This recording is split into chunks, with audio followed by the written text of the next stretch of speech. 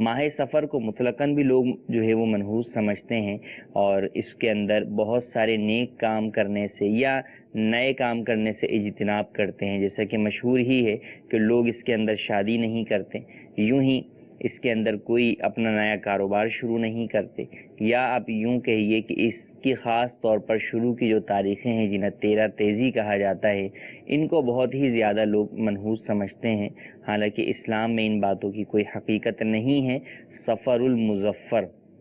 مظفر یعنی ظفر سے ہے، یعنی کامیابی والا ایک اعتبار سے کہیں کہ مہینہ اس کو کہا جا سکتا ہے۔ تو اس ماہ مبارک کے اندر بہت سارے اسلامی واقعات بھی جو ہے وہ رونما ہوئے، اور بہت سارے معاملات کے اندر مسلمانوں کو فتح بھی نصیب ہوئی۔ شادی کی اگر بات کریں تو نبی کریم صلی اللہ تعالیٰ علیہ وآلہ وسلم کی صاحبزادی سیدہ فاطمۃ الزہرا رضی اللہ تعالیٰ عنہا کا نکاح مولا علی کرم اللہ تعالیٰ وجہہ سے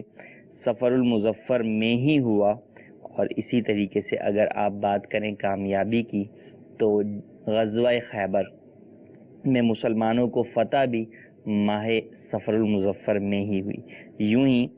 حضرت سیدنا خالد بن ولید، حضرت سیدنا عمر بن عاص اور حضرت سیدنا عثمان بن طلحہ عبدری رضی اللہ تعالی عنہم نے سفر المظفر میں ہی بارگاہ رسالت میں حاضر ہو کر اسلام قبول کیا۔ اور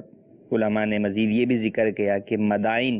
جس میں کسریٰ کا محل تھا، اس کی فتح بھی مسلمانوں کو سفر المظفر کے مہینے میں ہوئی۔ تو پتہ چلا کہ اس ماہ مبارک کے اندر بڑے بڑے معاملات ہوئے اور مسلمانوں کو فتح بھی نصیب ہوئی۔ شادی سے متعلق خود سیدہ فاطمۃ الزہرا رضی اللہ تعالیٰ عنہا کی شادی، اس بات پہ یقین ہے کہ اس مبارک مہینے میں شادی کرنے میں کوئی حرج نہیں ہے۔ ہاں، اگر شادی کرتے ہیں چاہے وہ کسی بھی مہینے میں کریں، لیکن اس کو گناہوں سے اگر بھرپور کر دیتے ہیں، اس کو گناہوں سے جو ہے وہ ڈھانپ دیتے ہیں، گناہوں میں مبتلا ہو جاتے ہیں، تو ایسی صورت کے اندر وہ چاہے کسی بھی مہینے میں شادی کی جائے، وہ شادی جو گناہوں والی ہوگی، وہ اگر اس سے آپ یہ امید رکھیں کہ وہ خوشی لے کر آئے زندگی کے اندر اور شادی خانہ آبادی کی طرف لے کے جائے، تو ایسا ممکن عموماً نہیں ہوتا یا ایسا نظر نہیں آتا، بلکہ عمومی طور پر گناہوں کی نحوست کی وجہ سے وہ شادی خانہ بربادی کی طرف چلی جاتی ہے۔ تو اصل یہ ہے کہ ہمیں گناہوں سے بچنا ہے، اس کی نحوستوں سے اپنے آپ کو محفوظ رکھنا ہے،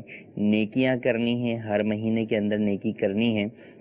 ماہ سفر کے اندر بھی نیکی کرنی ہے۔ یوں ہی اگر بات کریں تو بعض لوگوں کا یہ بھی کانسیپٹ ہے، اور یہ بہت زیادہ عام ہے خاص طور پر گھروں میں خواتین کے اندر، کہ اس ماہ مبارک کے اندر بلائیں بہت ساری نازل ہوتی ہیں، اور ان بلاؤں سے چھٹکارے کے لیے عمومی طور پہ جو بعض اقدامات کیے جاتے ہیں، ان میں چھولوں کی فاتحہ ہوتی ہے، وہ تقسیم کیے جاتے ہیں، یا سورہ مزمل کا ختم کروایا جاتا ہے۔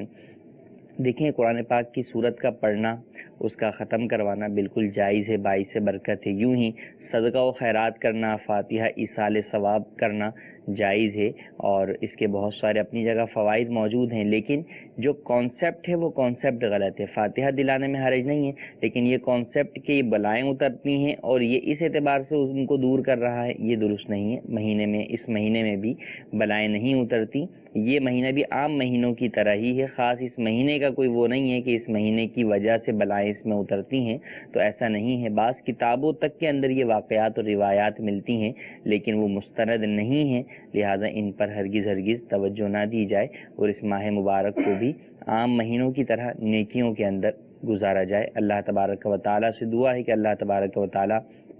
ہم مسلمانوں کو